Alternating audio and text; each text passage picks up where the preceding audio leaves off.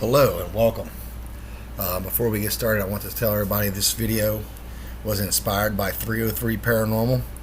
If you don't know who these guys are, there will be a link in the description, so be sure to check them out. They're good guys and they're very helpful. But this is the story of my first paranormal experience. I've had 3 in my lifetime, and my second one will actually be able to go to location and I could film it there. But here we go. I was about 12 or 13 when this happened, so I'm going to do the best I can to remember as best that I can. I was regular day, 12 or 13-year-old kid, just goofing off and such. And my day ran its course, and at the end of the day, it was time to go to bed and everything.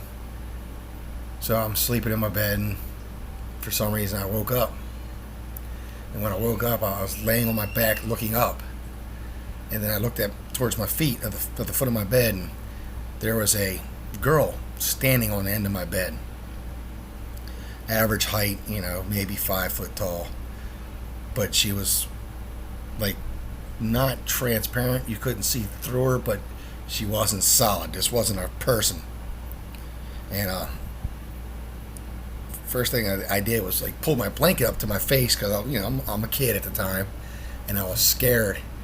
But I remember I was sitting there and I'm looking at her, and then she like bends over at the waist and leans forward and turns her head and looks at me sideways, like bent over on my bed, still standing upright of course, but bent at the waist, leaning, looking at me.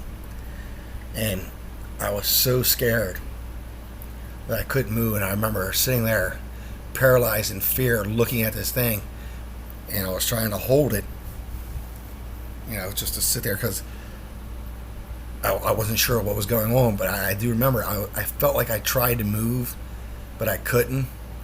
And then when I looked it up, I heard about this thing called sleep paralysis, where you're not awake and your brain thinks you're asleep, so it won't let you move. But it wasn't that. I was fully conscious and awake, and I was petrified. I could barely breathe. It was so scary to me. And I'm sitting there and I'm looking at her, and she didn't say anything. I could see her face move, like facial expression. She didn't try to speak to me or anything. And then I closed my eyes out of fear, and I opened up my eyes like a second or two later, and she was gone.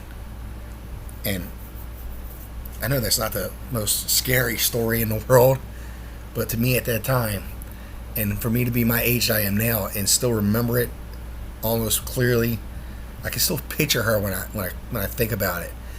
It was the most scariest thing I've ever seen. And it's just amazing. So what this all leads to is I'm going to tell you my ghost stories, the ones that I actually had encounters with. It was 3 in total. That was my first. And then I'm going to get some ghost hunting equipment, and we're going to go on site at a Civil War battlefield at night and see if we can talk to some ghosts.